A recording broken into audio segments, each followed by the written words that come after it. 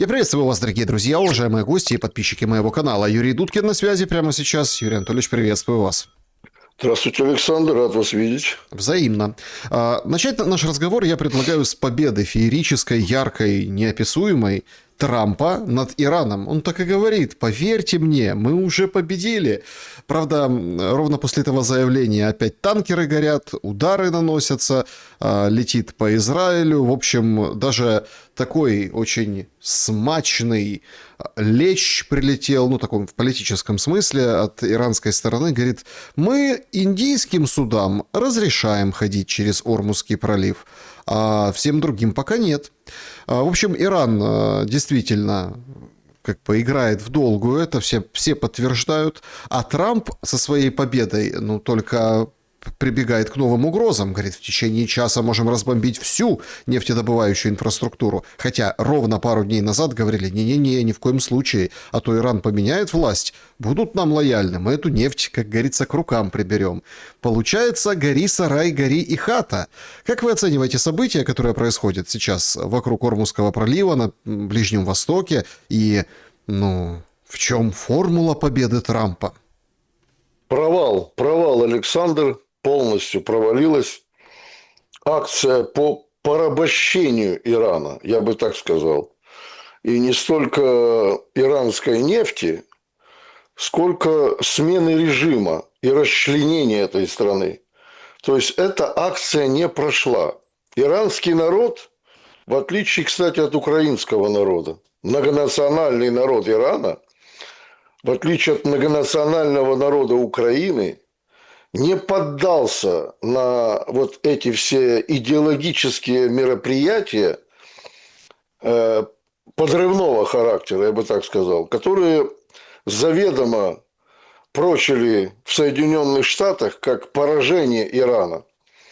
Ну, а уже, так сказать, производное порабощение Ирана – это было действительно начало боевой операции, которую провели и проводят Соединенные Штаты и Израиль. Израиль, кстати, в этом случае выступил подстрекателем Соединенных Штатов. А Трамп, как правило, человек, он импульсивный. Вот. И когда ему вдувают в уши, что вот-вот, надо, пора, он забывает, что в ходе 12-дневной войны 2 месяца назад он говорил все то же самое. Вот все один к одному.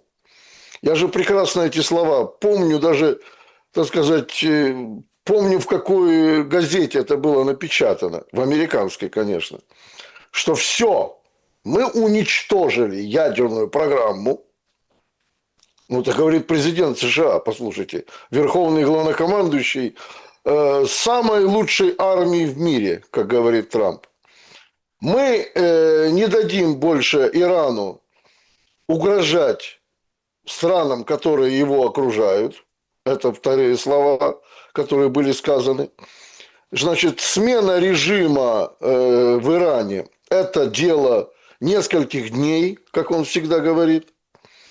Но, тем не менее, иранский народ, подчеркиваю, выходит на многотысячные митинги, протестуя против американо-израильской агрессии, и избрал себе путем совещания старейшин, избрал себе духовного лидера. Причем избрал такого лидера, которого, ну, явно не хотели видеть в Соединенных Штатах. Просто вот кого угодно, только не его. Не Муджтабу Хаменеи. А у него, я напоминаю, почему это сделали, причем это было сделано, так проходит некоторая информация в иранских СМИ, что именно КСИР, корпус стражей исламской революции, настоял через своих старейшин в том, что именно Муджтаба Хаменеи должен выступать на сегодняшний день как ярый противник американского империализма, выступать как духовный лидер Исламской Республики Иран. И в том числе это было сделано потому, что была убита его жена с ребенком, американскими ракетами, и были убиты его отец и мать. То есть его положение как мстителя для КСИР очень важны.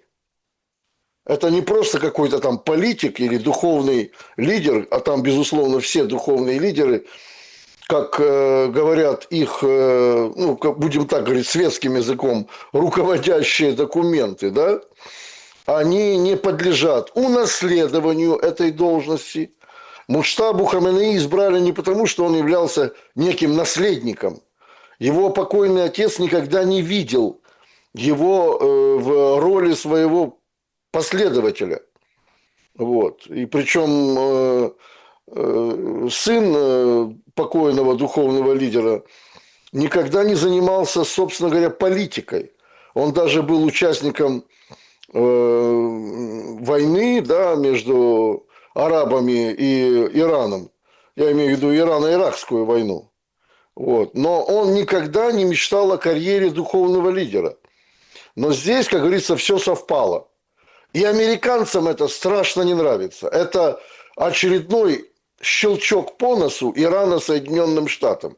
А Иран на сегодняшний день очень активно продолжает сопротивляться. И в том числе упомянутом вами Ормузском проливе. Пока что Соединенные Штаты не могут начать ту самую наземную операцию. Сущий болван, вот этот министр войны, Кен, как я его называю, ему еще Барби рядом не хватает, вот, Хексит, он все никак не может, значит, доложить президенту, а тот от него требует. Где ваш план по вторжению в Иран? А для того, чтобы вторгаться в Иран, нужно перебрасывать очень крупные силы туда. Там не обойдется 6 вертолетами, как это было в Венесуэле. Надо найти территорию какого-то соседнего государства, где можно было бы накопить эти силы. Это же не просто так, знаете, перебросить морем или по воздуху какую-то живую силу. Тем более с техникой, с артиллерией и так далее и тому подобное. Вот. И ни одна арабская страна, как я понимаю, на это никогда не согласится. Даже те же саудиты или Объединенные Арабские Эмираты. Никогда. Они уже и так терпят такие убытки из-за этой войны, развязанной Соединенными Штатами, что просто иногда говорят уже вещи, которые не могли бы сказать еще год назад о Так, а США. какими силами тогда вторгаться? Смотрите, собирать коалицию НАТО. Сейчас же вот австралийцы говорят, мы вступаем, а румыны вчера сообщили, что Да, именно вроде так. как да. То есть европейцы будут воевать, но они как бы не шибко готовы воевать, мы это видим по Украине. Да, вы знаете, я уже, так сказать, вспомнил только что один пример исторический. 1934 году Гитлер собрал совещание на территории Испании между диктатором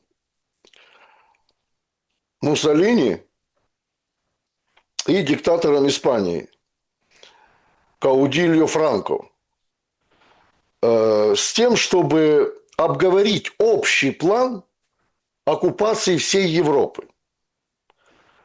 Что примечательно, вот казалось бы, да, 3 фашистских режима, 3 абсолютно одинаковые идеологии, порабощение Европы. Вот какая была цель у них. Но Каудильо Франко, причем Гитлер объявил даже, ну, не напрямую, а намекая на то, что в будущем это все будет противостоять Советскому Союзу и лично Сталину. Каудильо Франко отказался. Он не подписал ни одной бумаги. И до конца, собственно говоря, Второй мировой войны оставался в стороне от прямого вторжения в страны ближе к Советскому Союзу расположенных. Здесь же история повторяется. Премьер-министр Испании просто-таки в наглую, как говорят американцы, отказался участвовать в операции против Ирана. Понимаете, вот я всегда, говоря о той исторической спирали, которая существует в нашем мироздании, хочу подчеркнуть опять же, что история повторяется. Причем довольно странная ситуация сегодня у Трампа. Он тут же объявляет, что Испания – это предатель. Как член НАТО она не повинуется США, ключевому участнику блока и ключевому финансисту блока НАТО. Он объявляет Стармера вообще там самыми последними словами его обзывает, говоря о том, что это вообще очень слабый премьер-министр Великобритании, как главный союзник США, на сегодняшний день показал себя с отвратительной стороны. И что самое главное, он угрожает Испании прекратить всю торговлю с этой страной. Ну, понимаете, я понимаю, когда он говорит, что вновь избранного духовного лидера Ирана они должны убить. Вот неважно, кто он, да, что он совершил или не совершил, Трамп объявляет, его надо непременно убить. Вот. То здесь, как говорится, все понятно. Кровные враги. Но почему такие заявления Трамп делает в отношении некоторых европейских государств, причем не самых последних, а именно в отношении Испании, против королевства испанского, меня это повергает в некий, так сказать, ужас и недоумение. То есть ты напрочь отвергаешь как королевство Испании, так королевство Великобритании в сфере своих союзнических обязательств. Вообще, о чем я говорю? Какие обязательства? На сегодняшний день международного права не существует. То есть это декламируют уже многие американские сенаторы.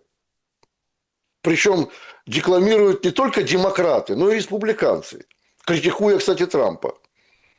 Сами же республиканцы на сегодняшний день критикуют Трампа.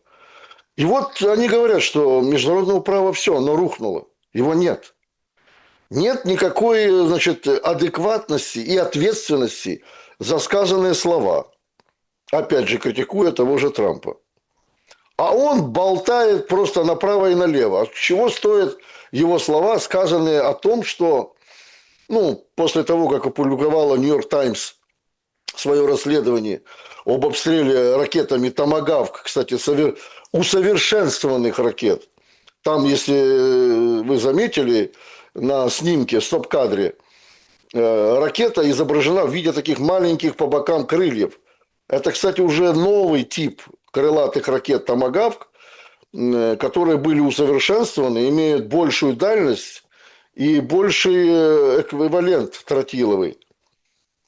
И он заявляет, что эти ракеты неким образом получил Иран, перепрограммировал их, а ракеты действительно только управляются со спутников.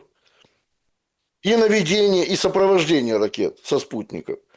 И он говорит, что это Иран сам обстрелял эту несчастную школу девочек, где погибло там по меньшей мере 175 детей и 14 учителей. Как до такого можно договориться? Даже сами американцы, те же генералы американцы, хватаются за голову, насколько заврался президент, не только потому, что он некомпетентен, он хотя бы мог спросить. Зачем это все? Вы можете дать ответ на этот вопрос? Отвести от себя вину, неужели непонятно? Нет, все, я имею в виду глобально. Смотрите, с первых ударов сообщали, что советники советуют, давайте уже, хватит, там отбомбились, отползайте. То есть, дальше перемелется, мука будет. Но это все зашло уже в такую очень, тяжелую воронку. То есть страны Персидского залива, которые вы упоминали, Турцию пытаются втянуть, Азербайджан, курдов этих, они там разные, сирийские, иранские, иракские, то есть их пытаются втянуть. Это вот тот именно поджог Ближнего Востока, о котором говорили ранее. Глобальная цель какая? Ведь я почему-то думаю, что не настолько же глуп Дональд Трамп, что там про иранскую ракету Томагавк говорит. Он, кстати, это говорил позавчера, вчера говорит, я ничего об этом не знаю. Так если ты ничего об этом не знаешь, так зачем ты говорил днем ранее об этом? То есть его ловят просто как, на раз-два, понимаете, на этих противоречиях. И он понимает, что ему врут, что он выглядит плохо, но тем не менее прет до конца. По какой причине? Чего он хочет добиться от всей этой ситуации? Я еще раз повторю, что человек хочет отвести непосредственно от себя вину за это, потому что рядовым американцам это действительно непонятно. Ведь мы не забываем о промежуточных выборах, которые вскоре состоятся в США.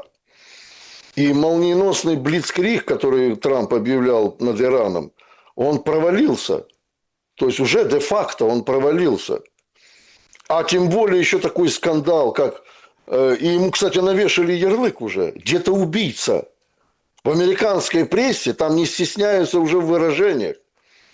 Американцы пишут, Трамп где-то убийца.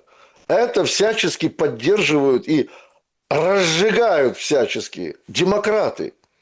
Я думаю, там дело дойдет до еще больших явлений и событий. Вот чуть-чуть дальше, ближе к выборам, мы еще это почувствуем.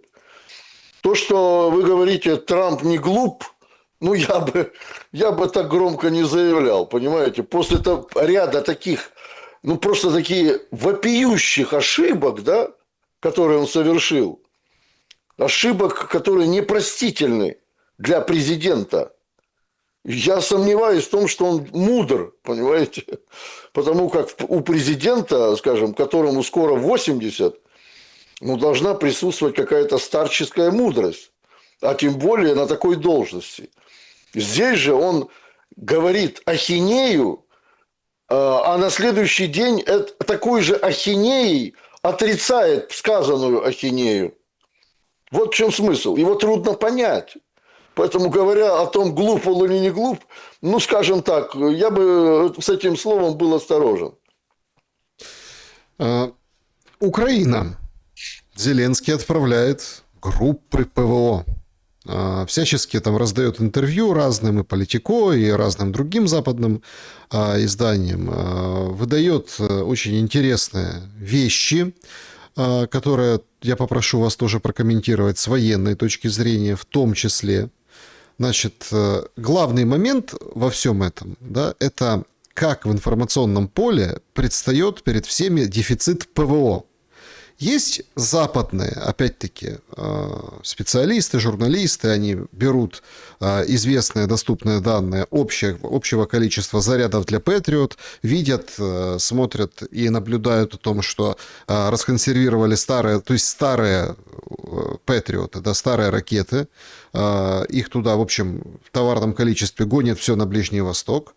Зеленскому по итогам Рамштайна ему даже цифру эту произносить не хочется, чтобы, не дай бог, никто в общем-то, не отрезал, не растиражировал. Ему журналист задает вопрос. Договорились о 35 штуках этих зарядов для Украины. Говорит, да, вот первые пошли, и это преподносится как великая победа, но все видят, как расходуется ПВО на Ближнем Востоке, и все понимают, что ПВО как раз не будет.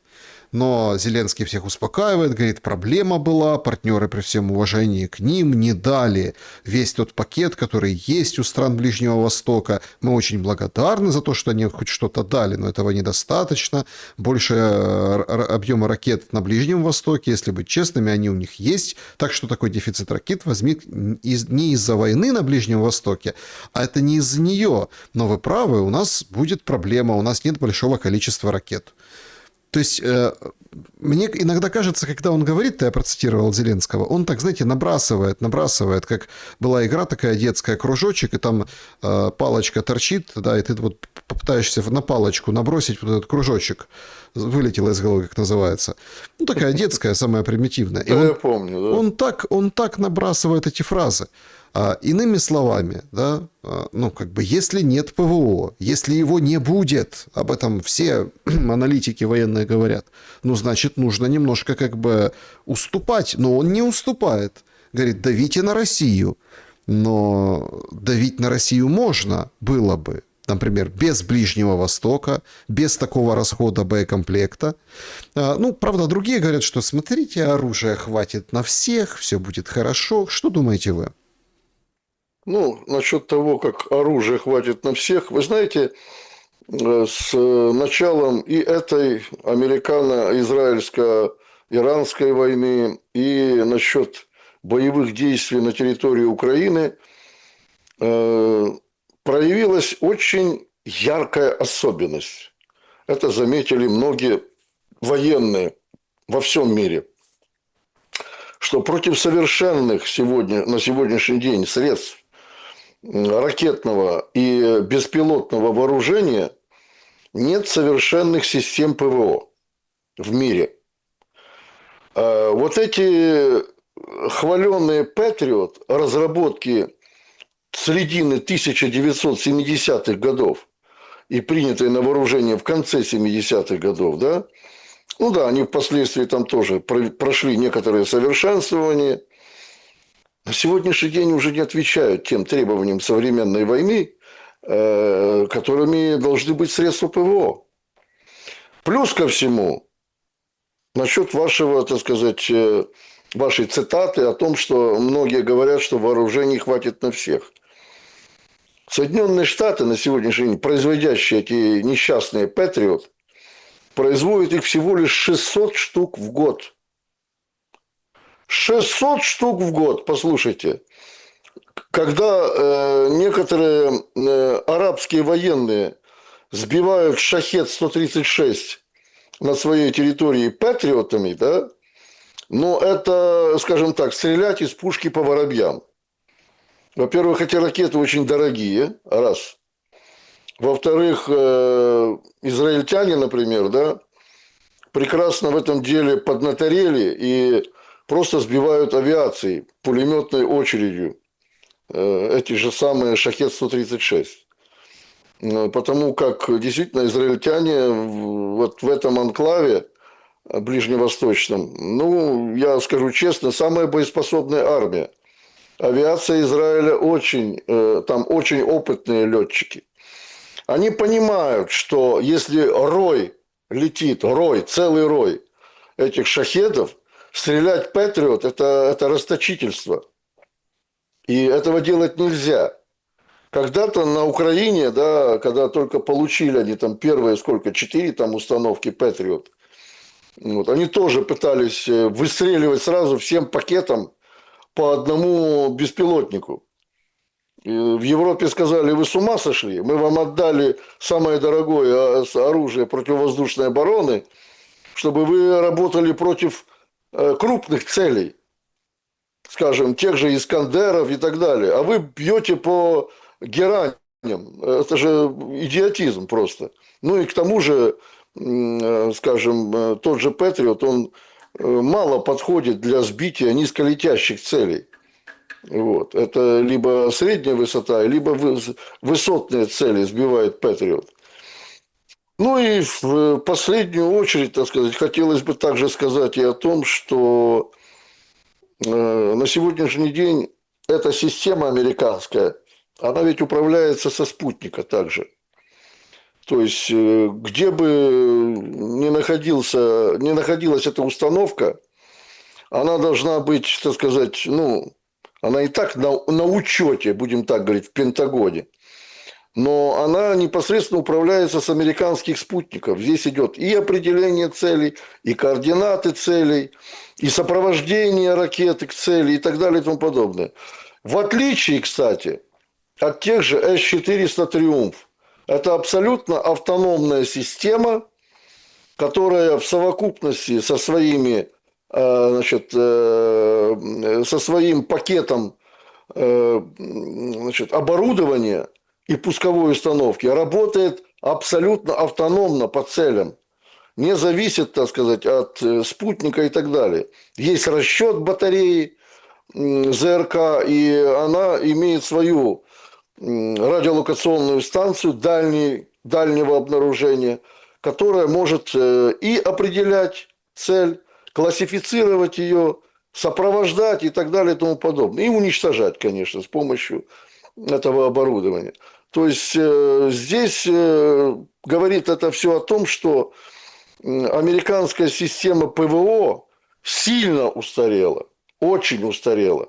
Плюс ко всему, если сделать, скажем, анализ производства этих систем, как я уже сказал выше, оно недостаточно для того, чтобы покрывать потребности тех боевых операций, которые развязывают Соединенные Штаты, а Трамп потом говорит, что я прекратил 8 войн. Интересно, что он скажет после окончания, она закончится все равно когда-то, иранской операции. Ну, смотрите, когда-то. Это тоже такой вопрос очень обтекаемый. Все думали, что 2-3 недели повоюют в Украине. А оказалось, пятый год. Это они так думали. Да, это они так думали. Говорили вообще за 3 дня. Это Байдена слова были. Вот. Но об этом, кстати, почему-то забыли и переадресовали эти слова российским лидерам. Почему-то, я не знаю. Вот. А наш глубоко уважаемый мейнстрим и такие обыватели подхватили эту теорию.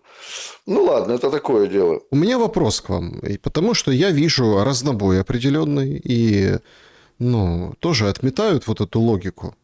Значит, мы все привыкли, что люди – это, ну, самое главное на войне.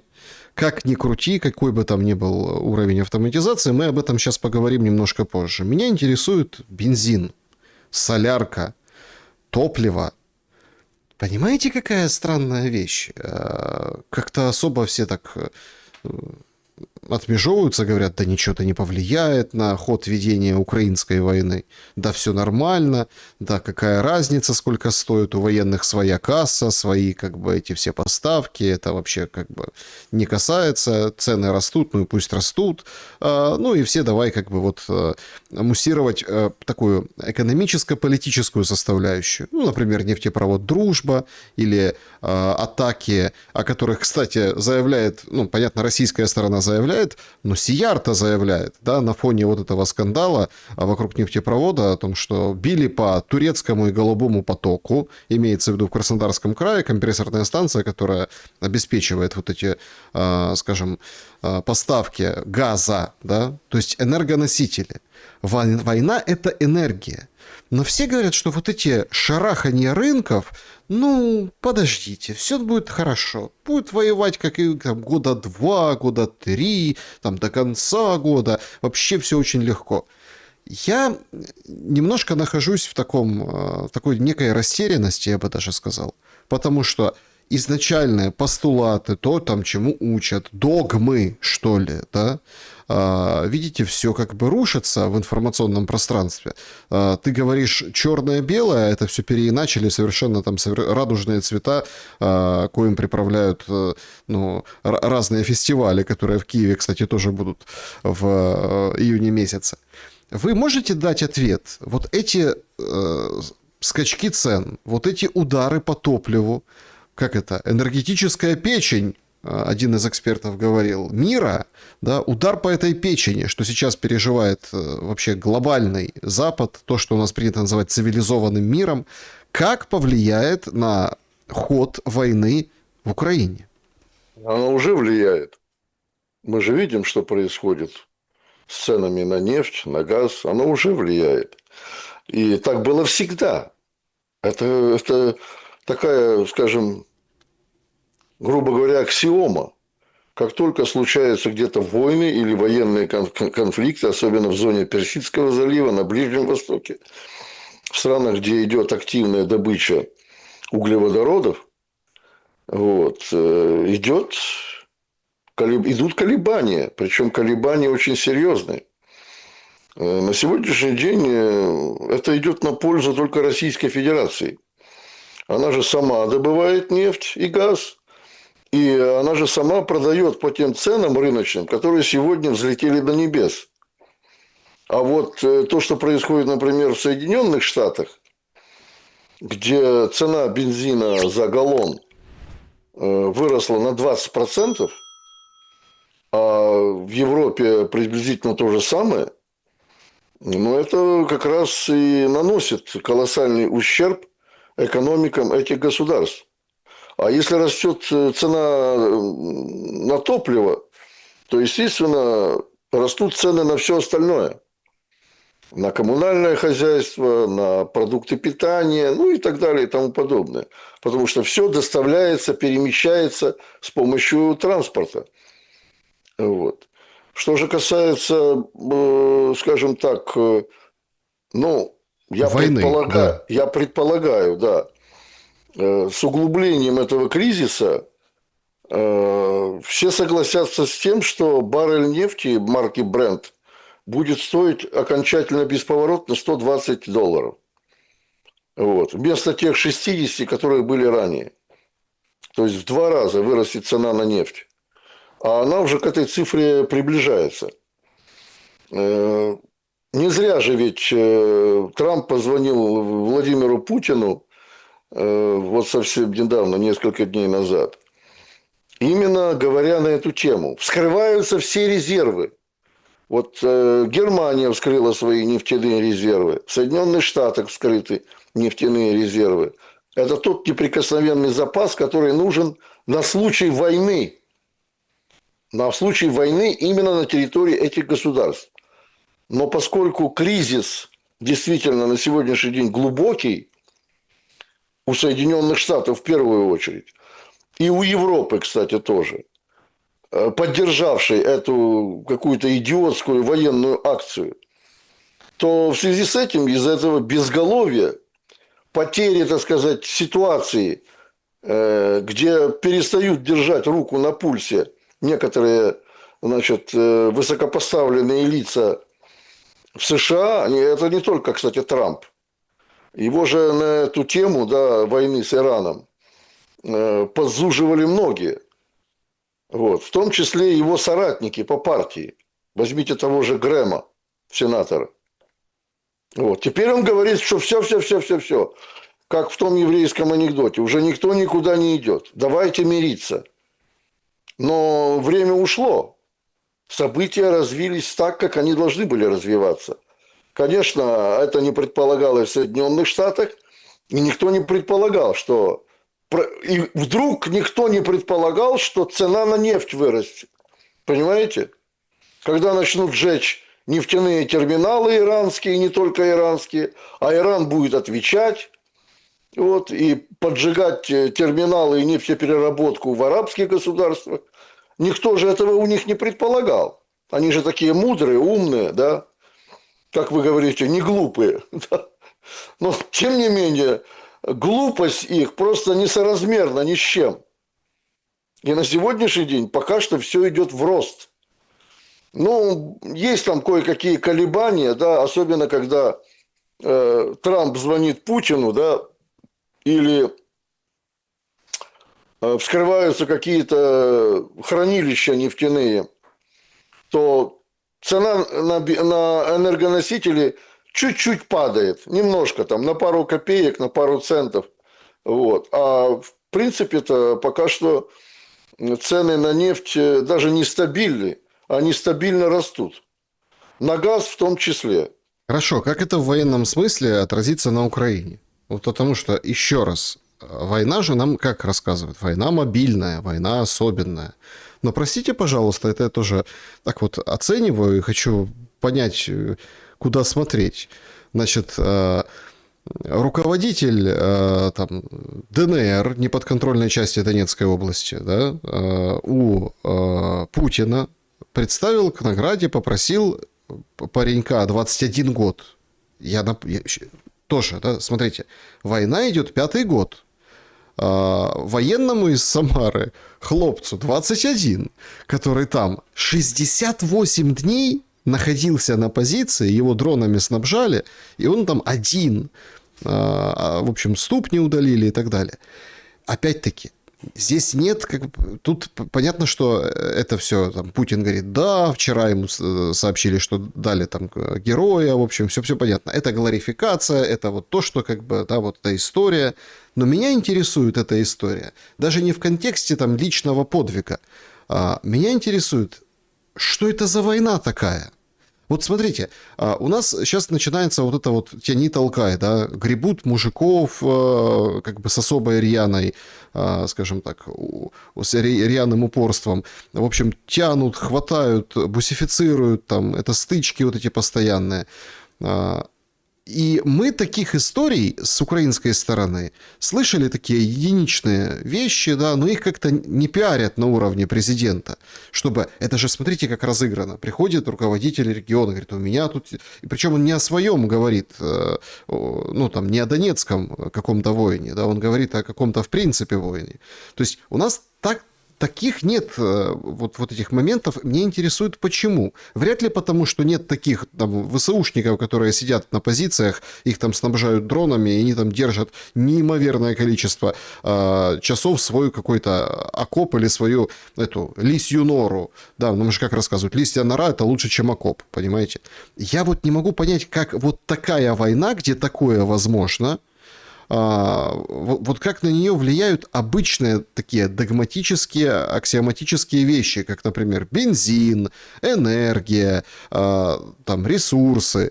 Понимаете, кажется, что, ну, то елки-палки, вот так и воюют. Сидят там по 2 месяца, понимаете, пока фронт там куда-то движется, туда, обратно, контрнаступают, ходят контрнаступления, которых не видно, например, асинт-аналитикам из проукраинского Deep State. А это ведь им почуют, так сказать, массы и вроде как успокаивают, что все хорошо, все нормально, мы еще там отвоюем. Александр, да, вопрос объемный. Постараюсь ответить по порядку. Но вначале сделаю вам маленькое замечание, если вы позволите. Вы упомянули ДНР и неподконтрольная часть Донецкой области. Если Соединенные Штаты, ведя переговоры между Украиной и Россией, являясь так называемым посредником, Угу. говорят, что ВСУ должно уйти из Донецка и Луганска, То это признание, вы ну, имеете в это виду? уже признание того, Угу. что ДНР является частью Российской Федерации, а значит, они подконтрольны. Поэтому здесь я бы не Ну, стал бы так. хорошее дипломатическое замечание, если так Да, посмотреть, да. да, это очень важно, кстати. Это очень важно, потому что так считают в сумасшедшем Киеве на Банковой. Вот. Уже американцы даже дошли до того, вот. А ранее покойный премьер-министр Италии говорил о том, что это уже давным-давно Россия. Даже побывал как-то в Крыму, на что, так сказать, на него спустили всех собак. Вот. Поэтому, говоря о подвиге русского солдата, я не вижу никакой связи с бензином и с энергоснабжением Подождите, украинской армии. что это за война, где один человек держит позицию 68 дней? Ну, вот вы разве не слышали объяснений по этому поводу? Ведь все же четко было разнесено тем же Пушилиным в кабинете у Путина. И в целом, значит, я слушал значит, объяснение его командиров, этого Сережи, 21-летнего, что он был штурмовиком. Это я так вкратце упоминаю. И штурмуя один из опорных пунктов украинских, а это какой-то был населенный пункт, где, в принципе, ни одного целого дома уже не было, а были развалины. Это значит, в предместье Красноармейска происходило. Село Гришино. Вот. Естественно, в боевой обстановке, где люди хаотично перемещаются и при интенсивном огне прячутся, естественно, ведя боевые действия, отстреливаясь, поражая какие-то цели, теряют, в принципе, те команды, которые им подаются. Это же элементарно. Естественно, он, забежав в какой-то дом, группа ушла в другом направлении, а он там остался. И, очевидно, был отрезан военнослужащими ВСУ. И они посчитали, ВСУшники посчитали, что, значит, этот район этого населенного пункта зачищен. Вот и все объяснения. И, в принципе, он оказался в окружении. Но, находясь в этом опорном пункте, значит, он препятствовал своему пленению. Это самое главное, потому что солдаты Корейской народной армии, те бы, находясь в такой обстановке, сразу подрывали себя гранатой. Это я так говорю нашим зрителям. Корейцы в плен не сдаются. И ни одного нет корейца пленного за время проведения операции в Курском приграничье. Ну, каких-то двоих показывал Зеленский. Но это могли быть какие-то боевые буряты, как любят называть. Но это были не корейцы, я вас уверяю. Вот. А есть четко обученные военнослужащие корейской народной, тем более это был спецназ. В спецназе корейском там все очень серьезно. Но дело не в этом. Здесь же 21-летний парнишка, вот надо просто восхищаюсь его мужеством, восхищаюсь его настолько уверенностью в том, что его не бросят, что его свои же не бросят. И они его не бросили. Они с коптеров сбрасывали ему боеприпасы для того, чтобы он умело отстреливался, гранаты, продовольствие, воду и так далее и тому подобное. И даже видно на кадрах, что он потом уже, когда в больнице его первый раз прооперировали, он говорил с матерью, он говорит: мама, мне никогда в жизни так не было холодно. Он отморозил себе ступни ног. Уже видно на кадрах, когда он подбирает этот мешок, что он еле ходит, потому что невозможно, он не чувствовал ног. Это какую нужно иметь выдержку и силу воли для того, чтобы не сдаться и вести бой до конца. Несколько групп ВСУ пытались, узнав о том, что там кто-то есть, но они думали, что там есть какое-то целое боевое подразделение в виде отделения солдат российской армии. Несколько раз пытались атаковать, но он очень умело отстреливался. Вот. Не просто отстреливался, он даже сумел, и поскольку с коптера ему сбросили мины противопехотные, он сумел свой периметр заминировать. И солдаты ВСУ несколько раз натыкались на эти заминированные позиции. Вот насколько я хочу подчеркнуть, даже такой молодой солдат, контрактник, он, кстати, только-только вот отслужил срочную службу, но решил остаться в армии, подписал контракт. Насколько человек может себя мобилизовать, молодой человек, казалось бы. А причина всему этому, действительно, как говорили раньше во времена Красной Армии, воюют за правое дело. Вот Нет, что... смотрите, меня интересует как бы военный подход к тому, чтобы мы понимали, что это за война такая, понимаете? И когда нам рисуют карты, чтобы мы немножко тоже разбирались в этом всем движении. Тут как бы правое дело, с другой стороны тоже правое дело. И точно так же сидят, и точно так же коптерами получают боеприпасы. То есть и тот, и один, и второй солдат на передовой верит в то, что его дело правое. И это, понятное дело, кого-то больше стимулирует, кого-то меньше. Юрий Анатольевич, я вам задаю вопрос, что это за такая война? Ну, этот как бы ужас надо заканчивать. А она не заканчивается ровно вот по этим объективным причинам. Если препарировать и отталкиваясь от этого случая, вообще мы, получается, в этой войне все такие современные, все такие классные, с дронами, но не имеем линии фронта четкой. Все только ходят, козыряют 1200 километров, вот это вот все. Да? У нас, получается, нет понимания, вообще мир перевернулся, нет понимания, что такое конкретная победа. Нам говорят, потеряли населенный пункт. Это часть замысла. Видели, наверное, да, командиров вооруженных сил Украины, которые на армейском телевидении говорят, гуляй-поле потеряли, но у нас есть замысел. То есть из-за какого-то замысла, да, например, как бы человек призванный контракт, не контракт, какая разница, человек, да, вот претерпевает вот эти все вещи, и мы не видим поле боя и понимаем, ну, как бы, что... как долго это может продолжаться? Я с технической стороны войны вам задаю вопрос. Как это долго может продолжаться, я не знаю, и никто не знает. Это первое. Второе. Вы говорите о правом деле со стороны Украины. Ну, какое там может быть правое дело, когда основной контингент военнослужащих ВСУ – это бусифицированные люди? Ну, что-то же с ними Александр, происходит. и что вы думаете, эти бусифицированные люди сидят на позициях с отмороженными ногами и отстреливаются до последнего патрона? Вы это имеете в виду? Они пачками сдаются в плен. Пачками, отделениями, группами сдаются в плен. Я не знаю ни одного, вот не знаю, хоть убейте меня, как бы я ни искал, а я искал хотя бы одного героического солдата ВСУ, способного, как этот паренек, да, российский солдат, 68 дней сидеть на позиции. Вот я не знаю таких примеров за 4 года войны. Потому что я был специально заточен на эту тему. Мне интересно было, и до сих пор интересно, как воюют украинские военные.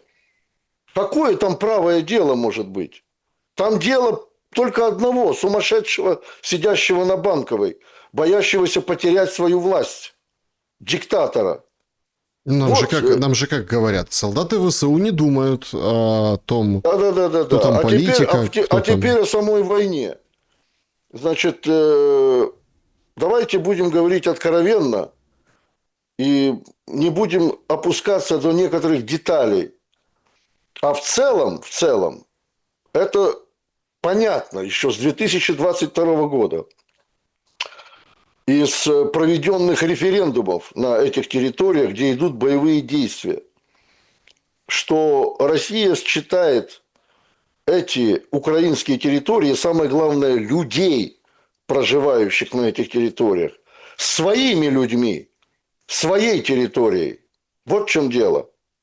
А когда Украина говорит лишь только о территориях, пренебрегая всеми правами, свободами, правом на жизнь тех граждан, которые находятся сегодня в той же Донецкой области, как вы говорите, или в ДНР, в Харьковской области, в Сумской области, в Днепропетровской, Запорожской, Херсонской, и им плевать на гражданское население, да, называя их ждунами. Раз вы не эвакуировались, вы ждуны, вы ждете российскую армию. Тут же клеят этим несчастным гражданскому населению ярлык. И чего доброго, вот-вот должны будут убить. Вне зависимости от того, ребенок это, женщина, старик. Вот какая разница между российской войной и украинской войной. Это я очень четко себе выясняю. И в этом нет никакого подвоха в этом, Александр. Россия считает это своим народом, проживающим на территории Украины, особенно восточной и юго-восточной. Это их народ, они так считают. И они ведут за это свою войну, священную войну. Смотрите, когда в Славянске 4 каба прилетело вчера, Да. в Запорожье 5 кабов прилетело вчера. Понятно, что это ужесточение войны. Вы объективно это, конечно, констатируете и скажете, что там же Брянск был днем ранее, да, с прилетами. Там показали 5 отверстий в заводе, но прилетело там, целей было больше, и прилетело в том числе по мирным жителям. И понятно, что пошел этот жесткий размен вот этими ударами по городам. Но тут, понимаете, это же отдаляет вот эту историю, что это свои, а это чужие. Ну, там, например. Ничего не отдаляет. Я вот ждал, когда вы упомянете удар по Брянску. Спасибо, что вы упомянули, потому что это очень важно. Говоря о переговорах, ведь вы посмотрите, Соединенные Штаты, вот казалось бы, да, удар по Брянску, ничего не имеет общего там напрямую к США или Великобритании. А ведь это четкий водораздел между британцами и американцами. Брянск. Брянск обстреливали Storm Shadow.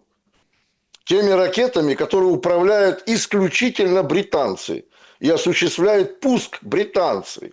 И определяют цели британцы. Там ВСУ вообще не имеет к этому никакого отношения.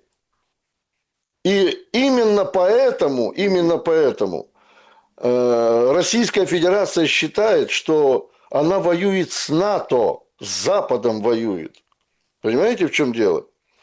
А когда идет обстрел, значит, того же Славянска, то я говорил и ранее, что это территория повышенной опасности.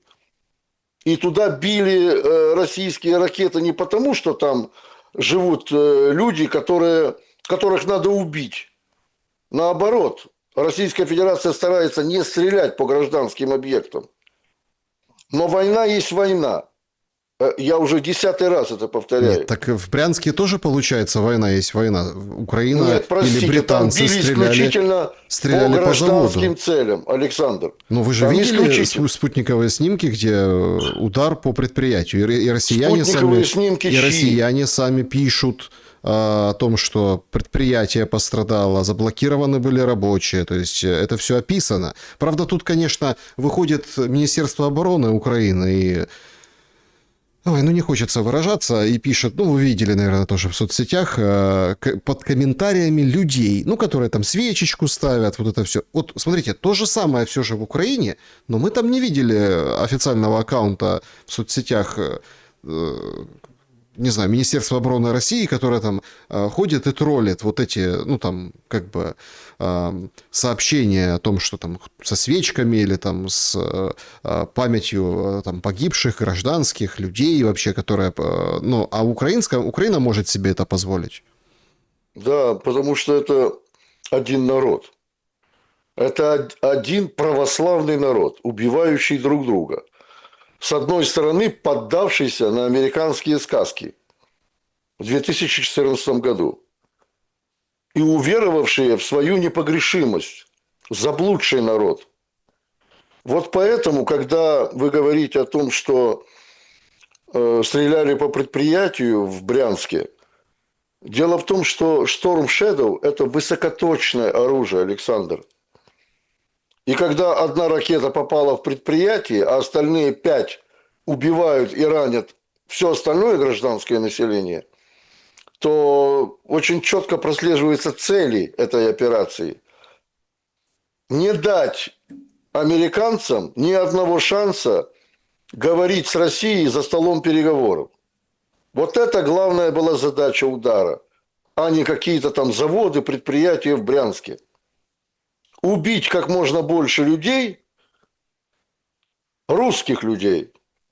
Русские гибнут и в Славянске, русские гибнут и в Брянске. Но это цель британцев и американцев, в свою очередь. Но британцы сегодня выполняют здесь роль такого троянского коня. Они не хотят, чтобы продолжался этот переговорный процесс. Кстати, этот переговорный процесс выгоден исключительно Америке. На Украине его тоже не хотят. Никакого мира украинское руководство нынешнее, которое захватило власть в стране, оно не хочет никаких переговоров. Оно как черт от ладана от этих переговоров сторонится и отрекается. И британцы в этом помогают. Это уже сказано было, кстати, и на уровне Министерства иностранных дел Российской Федерации. Ну, переговоры-то идут. Дмитриев в Майами встретился с Виткофом. Там торговые отношения исключительно. Там о военной теме вообще ничего не говорится. Ну, на следующей неделе вроде как обещают трехсторонний Там формат. как раз, кстати, идут разговоры между Уиткофом и Дмитриевым о ценах на энергоносители. Это очень большой вопрос. И Дмитриев, кстати, играет в этом со стороны Российской Федерации ключевую роль. Потому что у каждой стороны есть свои предложения, я бы не сказал требования. Пока что идет разговор между американцами и Россией именно в торговой сфере. Как предложения выдвигаются с обеих сторон. Это, кстати, говорит о многом. Я думаю, что Трамп, кстати, уже на сегодня отменил ряд санкций, касающихся российской нефтянки, если вы слышали. А, Юрий Анатольевич, какие перспективы? Вот я знаю, что вы скептик, я знаю, что как вы отвечаете на этот вопрос постоянно. Я это все прекрасно знаю, но я его задаю, потому что это сейчас очень важно, и мы не должны ничего пропустить.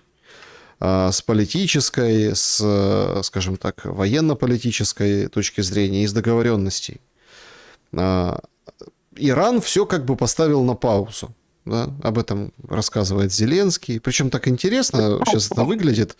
Вот приходят новости о том, что Зеленский поговорил со своей Свириденко, ну, имеется в виду премьер-министром, и всем пенсионерам по 1500 гривен выделят в апреле не менее 13 миллионов украинцев. Представляете? То есть денег нет. 90 миллиардов заблокированы. Дружбу надо запускать. Он ее запустить не может. По, опять-таки, идеологическим и британским, да, в том числе, интересам. Но на фоне вот этого, как бы, такое ощущение, что это есть такое выражение, гуляй рванина, понимаете, ему вот очень нужно, вот, там, раздает эти деньги, вот. Одни говорят о выборах, другие говорят о том, что готовятся, мол, смотрите, как он заботится о людях. То есть он постоянно там говорит, я водитель школьного автобуса, у меня большая ответственность, а там детки сзади, но они, конечно, уже не детки, они там взрослая нация, но у меня большая ответственность. Вот деньги выделяет, которых нет, да. И это все признаки, разведпризнаки уже каких-то дедлайнов и договоренностей, которые пытаются срывать, но срывать не получается, получается немножко отдалить вот эти дедлайны. Поэтому я и задаю вам этот вопрос, да, о том, как выходить. Вот сейчас все как бы задаются, мы с этого начинали, вопросом, как выходить Трампу из Ирана, да. А как Зеленскому с Трампом, с Западом, с Европой выходить вот из вот этой войны? Есть ли какой-то общий рецепт? Видно ли его по вашей оценке? По моей оценке, Александр, я скажу так. В последнее время и в средствах массовой информации, и среди российских политиков, видных российских политиков, я подчеркиваю, ну, таких как, например, Дмитрий Медведев, Вячеслав Володин, ну и так далее, идет разговор о наращивании сил, которые находятся на территории Украины, и в том числе в тех областях, которые не входят еще в состав Российской Федерации. О наращивании сил. Поэтому я считаю, что речь не идет о каком-то ослаблении со стороны России специальной военной операции под действием каких-либо переговоров. Я никогда не верил в эти переговоры, в их искренность, во-первых, а во-вторых, в их результативность. Потому как слишком многое поставлено на кон. И со стороны Украины, в первую очередь, когда эти болваны в 2014 году затевали все эти идеологические войны и гражданскую войну на Донбассе, они должны были себе представлять последствия. Должны были. Во всяком случае, Порошенко, парень рисковый, да, вот, даже не предпочел подумать над тем, а что если на его фабрике «Рошен» он будет собирать беспилотники, и каковы будут последствия от этого? Уже не собирает, потому что туда прилетело. Так вот, подытоживая свой ответ, я скажу так, что специальная военная операция будет продолжаться. А в какой, так сказать, новой сфере будут проявляться наступления российских войск на Запад, но это нам неизвестно. Знаю только одно, что тактика ведения войны меняется ежедневно. Это даже чувствует ВСУ. И тот же Сырский это чувствует. И как-то вскользь, да, по-моему, итальянской Carrera della Sera он говорил об этом, что на сегодняшний день Россия очень быстро меняет тактику ведения войны. А украинская армия из-за дефицита, как вы правильно заметили, люди решают все на войне, из-за дефицита людей не может эту тактику совершенствовать. Не хватает людей, не хватает командиров, мозгов не хватает. Вы же посмотрите на, скажем, среднее командное звено офицерское ВСУ. Оно фактически себя нигде не проявляет. Там либо, скажем, рядовой состав, ну, что называется, до последнего терпения сидит в этих траншеях и опорных пунктах, а потом сдается. Либо генералы выдают желаемое за действительное, раздавая интервью иностранной прессе. Вот какие две разницы между россиянами и украинцами. Это очень показательно. Юрий Дудкин был моим собеседником сегодня. Спасибо за время и мысли. Всего вам доброго, мудрости и терпения. Друзья, берегите себя, добра и света. Увидимся.